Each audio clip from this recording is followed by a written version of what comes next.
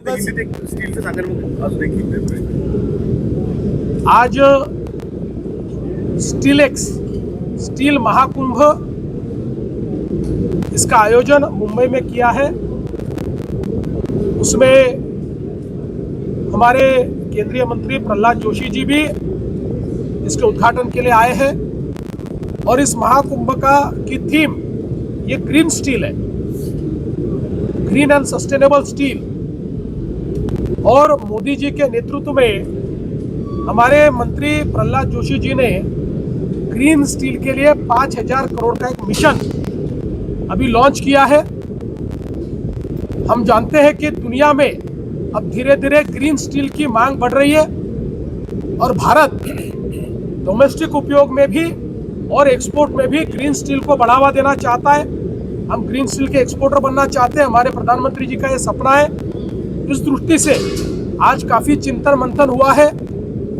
हमने भी ये तय किया है कि अब धीरे धीरे गढ़चिरौली जो एक नया स्टील का इकोसिस्टम बन रहा है, नई स्टील सिटी बन रही है, वहाँ पर हम लोग ग्रीन स्टील की निर्मित कैसे कर पाए इसका विचार हम करेंगे. हम लोगों ने महाराष्ट्र में तय किया है कि देश के स्टील उत्पाद में महाराष्ट्र चौथे नंबर पर है.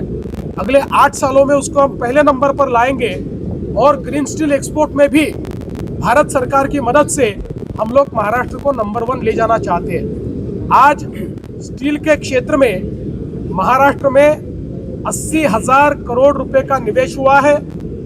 1 लाख रोजगार का सृजन इससे होगा और महाराष्ट्र के अलग अलग भागों में ये इन्वेस्टमेंट आने से एक सर्वांगीण विकास की दृष्टि से इसका बहुत महत्व होगा. सर, महाराष्ट्र के माननीय मुख्यमंत्री देवेंद्र फडणवीस जी के नेतृत्व में ग्रीन स्टील का स्टील एक्स, इसमें ज़्यादा से ज़्यादा हमारा थ्रस्ट है ग्रीन स्टील का. ग्रीन स्टील का मतलब तो हमने भाषण भी में भी एक्सप्लेन किया है और अभी माननीय मुख्यमंत्री जी ने आपको बताया है.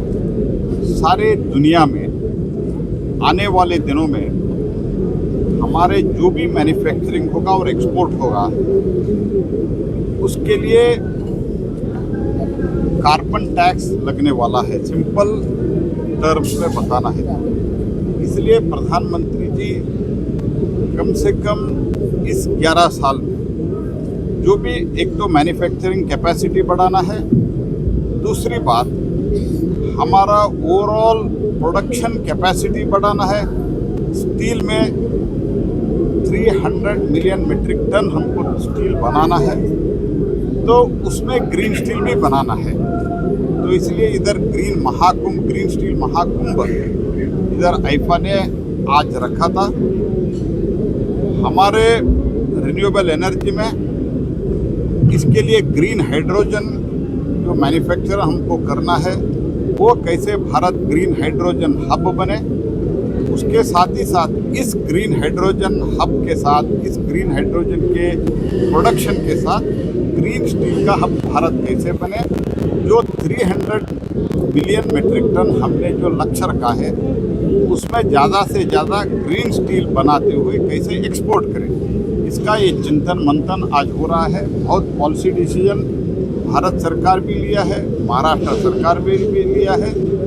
इसलिए आने वाले दिनों में हमारा कम से कम 50 million metric ton, I am not telling today itself, in coming few years, इतना तो हमको एक्सपोर्ट करना है. उसके लिए ग्रीन स्टील ज़रूरत है, देश के लिए भी ज़रूरत है, एक्सपोर्ट के लिए ज़रूरत है.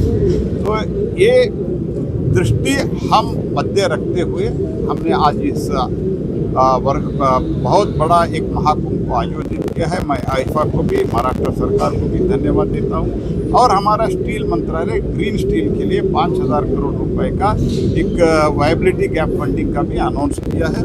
उसमें भी राज्य विशेषतः महाराष्ट्र राज्य उसमें आगे रहेंगे. और ऐसे तो महाराष्ट्र पीएम कुसुम में रिन्यूएबल एनर्जी में बहुत आगे बढ़ रहा है. इसके कारण देश में मैं रिन्यूएबल एनर्जी के मंत्री के नाते और पहले कोल के मंत्री के नाते कहाँ टैरिफ क्या है मैं देखता रहता हूँ. पहली बार देश में एक ऐसा प्रदेश है देवेंद्र जी के नेतृत्व में टैरिफ घट रहा है। इसके लिए मैं महाराष्ट्र सरकार को अभिनंदन।